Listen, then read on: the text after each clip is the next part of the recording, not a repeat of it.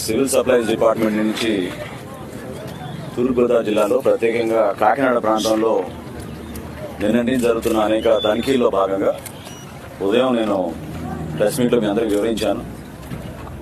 దాదాపు 7,615 మెట్రిక్ టన్నులు నిన్న సీజ్ చేయడం జరిగింది.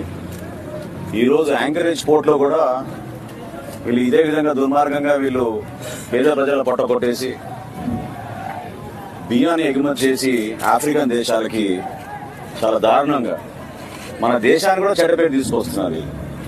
ఇది ఎంత అక్రమంగా అన్యాయంగా చేస్తున్నారంటే అటువంటి బియ్యం సరఫరా చేసి పేద దేశాల్లో అక్కడ భారీ అవినీతికి పాల్పడి వీళ్ళు ఈ విధంగా ఇక్కడి నుంచి ఎక్స్పోర్ట్ చేస్తుంటే వెళ్తే ఈరోజు యాంకరేజ్ పోర్ట్లో నేనే ఆశ్చర్యపోయాను.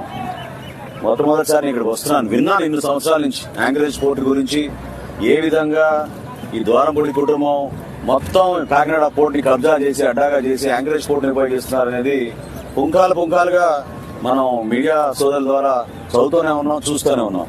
కానీ ఈ రోజు మేము సందర్శించినప్పుడు ప్రధానంగా అశోక ఒకటి, తర్వాత H1 ఒకటి, ఈ రెండింటిలో కూడా తనిఖీలు చేసినప్పుడు పబ్లిక్ డిస్ట్రిబ్యూషన్ సిస్టమ్ లో ఉండాల్సిన బియ్యం ఇక్కడ ఆధారాలతో సహా మాకు దొరికింది.